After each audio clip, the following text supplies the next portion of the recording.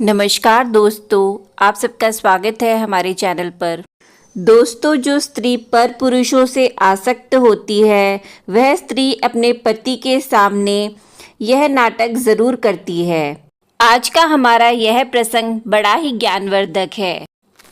दोस्तों, चरित्रहीन स्त्री के लिए और बदचलन स्त्री के लिए अपना धर्म और अपना कर्म और अपने लोग हमेशा से ही पराये होते हैं। कहते हैं कि जो स्त्री अपने लोगों और अपने धर्म को नहीं मानती है, समाज में उसको लोग बदचलन कहते हैं। आज हम बात करने वाले हैं कि जो स्त्री पर पुरुषों में आसक्त रहती है वह स्त्री पति के सामने कौन से 3 नाटक करती है। दोस्तों, आज के प्रसंग को आप सभी अंत तक ज़रूर देखना। अंत तक इस प्रसंग के साथ बने रहिएगा। आज यह वीडियो बड़ा ही ज्ञान और बड़ा ही प्रेरणादायक है। आज की वीडियो आप लोगों को बहुत कुछ सिखा कर जाएगी। लेकिन दोस्तों, आगे बढ़ने से पहले आप लोगों से विनती है कि वीडियो को लाइक ज़रूर करें और ज़्यादा से ज़्यादा शेयर करें। और अगर अभी तक आपने हमारे चैनल को सब्सक्राइब नहीं किया है तो सब्सक्राइब ज़रूर कर लें। दोस्तों, कहते हैं कि जो प्रेम होता है, प्रेम के भीतर कभी भी उम्र नहीं छिपी होती है। कहते हैं कि जो सच्चे प्यार करने वाले होते हैं वे ना तो उम्र का लिहाज करते हैं और ना ही धर्म का लिहाज करते हैं और ना ही अपनों का लिहाज करते हैं। दोस्तों, इसी तरह एक बार की बात है, एक नगर में एक बहुत ही धनी सेठ रहता था। दोस्तों, वह सेठ करीब अपनी 60 साल की उम्र पूरी कर चुका था और अपने जीवन की आधी आयु को वह सेठ जी चुका था। दोस्तों, इसी तरह इस उम्र में भी उस सेठ का विवाह नहीं हुआ था, परंतु सेठ चाहता तो अपनी बेशुमार धन दौलत की वजह से कहीं से भी विवाह कर सकता था। परंतु दोस्तों, कहते हैं ना, मनुष्य का भाग्य और दुर्भाग्य सिर्फ विधाता ही लिखते हैं और जो विधाता लिखते हैं वही होगा। इसी तरह आधी आयु पूरी करने पर सेठ का अभी तक विवाह नहीं हुआ था। उसके बाद सेठ बहुत परेशान रहा करता था और जब सेठ पूरी 60 वर्ष की आयु पूरा कर चुका था तो सेठ बड़ा ही चिंता में पड़ने लग गया।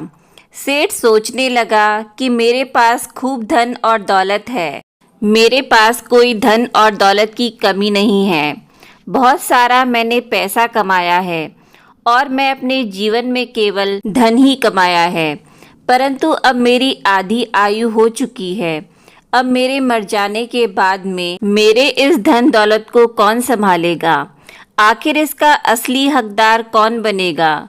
दोस्तों, फिर इस तरह गांव के कई बुद्धिमान लोगों से उसने चर्चा की तो सेठ की उस चर्चा को लेकर उन बुद्धिमान लोगों ने, उन वरिष्ठ लोगों ने सेठ को अच्छे अच्छे रिश्ते बताए और सेठ से कहा कि तुम विवाह कर लो और विवाह के बाद में जब तुम्हारा कोई पुत्र या पुत्री होगी तो ही तुम्हारी इस पूरी जायदाद के असली हकदार बनेंगे। इस तरह फिर सेठ के पास खूब सारा धन था, उसके पास कोई कमी नहीं थी। तो सेठ अपने विवाह योग्य लड़की देखने के लिए चला जाता है। दोस्तों, जब लड़की के घर सेठ जाता है और अपनी वधू को देखता है, अपनी पत्नी को देखता है, तो सेठ की पत्नी करीब 30 वर्ष की एक नई लड़की थी।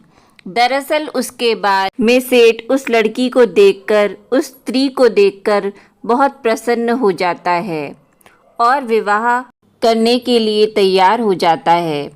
दोस्तों, फिर इसी तरह उस सुंदर स्त्री का विवाह उस वृद्ध सेठ से कर दिया जाता है। दोस्तों, उसके बाद में उस युक्ति लड़की से विवाह करके अपने घर ले आता है। जब सेठ अपनी पत्नी को अपने घर लेकर आता है तो दूसरे दिन ही सेठ अपनी पत्नी को अपने घर की सारी जिम्मेदारी दे देता है।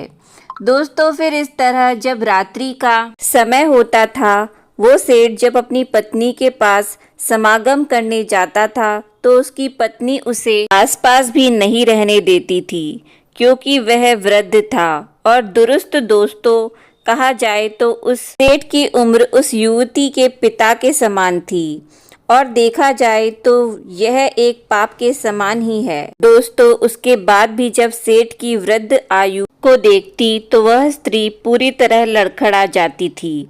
तो वह उसी के पास वाले एक सेठ के लड़के से प्रेम कर बैठती है। उसके बाद भी सेठ को स्त्री अपने आसपास भी नहीं आने देती है, अपने हाथ को भी नहीं छूने देती है। जैसे ही सेठ रात्रि का समय होता है और सो जाता है तो वह अपने पति से सेठ से झूठ बोलकर और उस सेठ के लड़के से मिलने के लिए चली जाया करती है। दोस्तों, इसी तरह काफी दिनों तक चलता रहा। सेठ ने भी कुछ नहीं कहा क्योंकि सेठ अपनी उस पत्नी को खोना नहीं चाहता था। सेठ बार बार इस चीज को सोचता था कि मेरी आधी आयु बीतने के बाद तो मेरी शादी हुई और अगर यह भी कोई मुझे छोड़कर चली गई तो लोग बातें बनाएंगे, लोग मुझे जीने नहीं देंगे, लोग मुझे ताने मार मार कर ही मार देंगे और कहेंगे कि खूब धन कमाया, खूब नाम कमाया, परंतु सहारा नहीं कमा पाया। दोस्तों, इस तरह सेठ कुछ नहीं कहता और उसकी पत्नी रोजाना नए नए वस्त्र खरीद कर लाती, सेठ के कमाए हुए धन को खूब उड़ाती। दोस्तों, फिर जैसे ही सेठ अपनी पत्नी की लगाम कसने को करता, अपनी पत्नी को थोड़ा ही डांटता तो सेठ की स्त्री उसे उसकी वृद्धावस्था का बार बार हवाला देती और उससे कहती कि अब तुम्हारी वृद्धावस्था हो चुकी है, तुम मेरे लायक नहीं हो, परंतु मैं तुम्हारी इस वृद्धावस्था में भी तुम्हारा साथ दे रही हूँ। यही बहुत बड़ी बात है। दोस्तों, उसके बाद में सेठ अपनी पत्नी से बहुत परेशान हो चुका था। उसके बाद भी सेठ एक दिन जब अपने नगर में घूमने के लिए जाता है तो उसको उसके कई सारे वृद्ध मित्र मिल जाते हैं। जब सेठ को सेठ के मित्र मिलते हैं तो सेठ के मित्र सेठ से कहते हैं कि अरे भाई, तुम्हारी अभी अभी नई शादी हुई है, तुम्हारा अभी अभी विवाह हुआ है, परंतु तुम्हारी पत्नी को रोजाना रात्रि को सेठ के बेटे के पास आती है, तो भाई आखिर ऐसा क्यों हो रहा है। दोस्तों, उसके बाद सेठ उनके पास और देर नहीं रुकता, अपने मित्रों की इस बात को एक ताने के समान ही मानता है और वहां से उठ जाता है। उसके बाद में सेठ जैसे ही अपने घर आता है, अपनी पत्नी को देखता है तो सेठ अपनी पत्नी से साफ शब्दों में कहा देता है, सुनो, अब मुझे तुम्हारे साथ नहीं रहना है और मैं चाहता हूँ कि अभी और इसी वक्त तुम मुझे छोड़कर चली जाओ, तुम अपने घर जाकर रहो।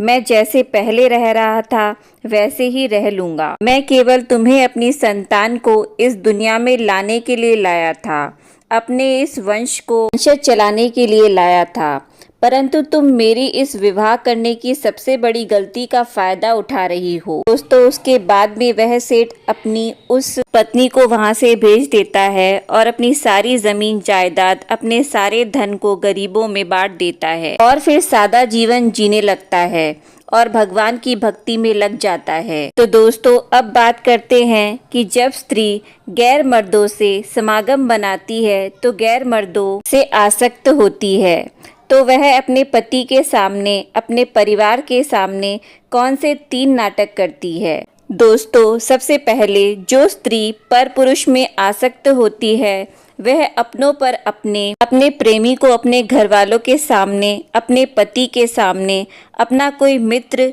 बंधु या भाई बताती है, क्योंकि उसे केवल अपने प्रेमी के बारे में ही दिखता है, अपने धर्म के बारे में नहीं दिखता है। और दोस्तों, किसी ने सत्य ही कहा है कि जो स्त्री पर पुरुष में आसक्त होती है, जो वैश्या रूप धारण करती है, वह कर्म धर्म सब कुछ भूल जाती है। दूसरा है, जो स्त्री पर पुरुष में आसक्त होती है वह बार बार अपने घर से बाहर जाने का नाटक करती रहती है और अपने पति को, अपने परिवार को, अपने कुटुंब को झूठ बोलती है। दोस्तों, तीसरा जो स्त्री पर पुरुष में आसक्त होती है वह स्त्री अपने परिवार, अपने पति को बार बार नीचे दिखाने की कोशिश करती रहती है, उन्हें बार बार उनकी कमजोरी हवाला देती है, जिससे कि वह अपने मन से भीतर से बीमार हो जाती है और अपनी इस लाचारी को घेर लेती है। दोस्तों, जो स्त्री पर पुरुष में आसक्त होती है वह यह 3 नाटक अवश्य ही करती है। तो दोस्तों, यह कहानी आपको कैसी लगी हमें कमेंट बॉक्स में ज़रूर बताइएगा। धन्यवाद।